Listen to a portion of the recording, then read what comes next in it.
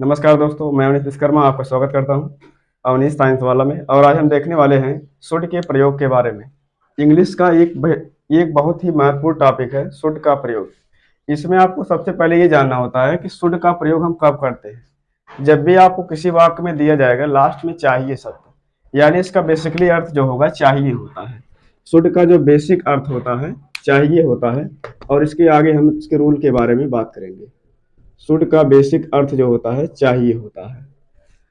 अब इसमें जो नियम लगने वाला है, अगर हम किसी भी वाक्य में या फिर किसी भी सेंटेंस में किसी को आदेश करें या फिर उसको परमिशन दें तो हम वहां पर शुड का प्रयोग करेंगे।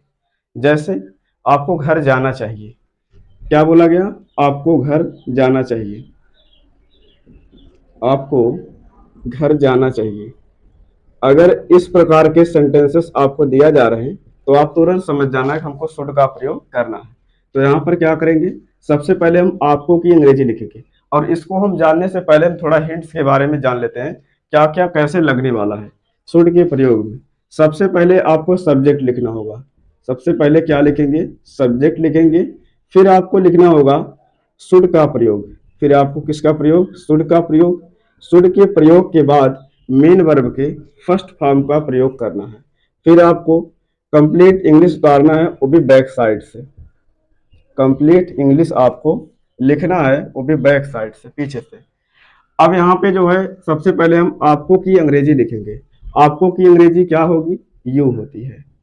अब यू के बाद आपको शुड का प्रयोग करना होगा। यू के बाद शुड का प्रयोग करना होगा। शुड के बाद मेन वर्ब का फर्स्ट फॉर्म। मेन वर्ब कौन सा है? गो है।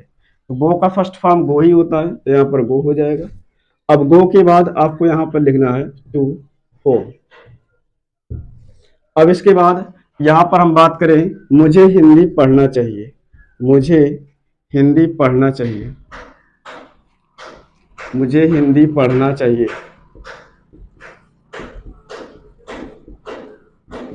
यहाँ पर जो है ये जो लिखा गया है मुझे हिंदी पढ़ना चाहिए, तो यहाँ पे एडवाइस हो रही है, सलाह दिया जा रहा है। यानी अपने आप में क्या होता है? सलाह दिया जा रहा है, मुझे हिंदी पढ़ना चाहिए। तो इस प्रकार आपका जो एडवाइस वाले वाक्य होते हैं उसमें भी आपका शुड का प्रयोग किया जाएगा।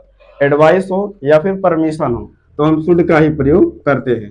तो यहाँ पर मुझे की अंग्रेजी क्या हो जाएगी? आई हो जाएगी। और आई के जस्ट बाद आपको किसका प्रयोग करना है? शुड का प्रयोग करना है। सिंगुलर नंबर प्लूरल नंबर पर ध्यान आपको नहीं देना है, डायरेक्ट शुड का प्रयोग करना है। अब आई शुड हो गया। आई शुड के बाद मेन वर्ब लिखना है। मेन वर्ब क्या है? रीड है। रीड के बाद हिंदी हो जाएगा। और यहां पर हम फुल स्टॉप का प्रयोग कर देंगे।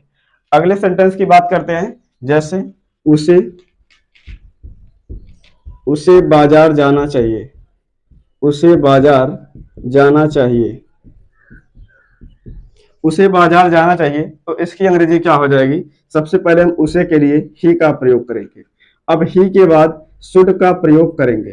ही के बाद शुड का प्रयोग करेंगे। फिर उसके बाद हमको मेन वर्ब का फर्स्ट फॉर्म। मेन वर्ब का फर्स्ट फॉर्म गो है। अब गो के बाद यहां पर हो जाएगा टू मार्केट। एक सेंटेंस आप लोगों के लिए दे रहे हैं, आपको इसको करके दिखाना होगा, कमेंट बॉक्स में लिखना होगा इसका आंसर क्या होगा। जैसे मुझे मुझे स्नान करना चाहिए। मुझे स्नान करना चाहिए। तो इसका इंग्लिश क्या होगा, इसी के बारे में आपको बताना है।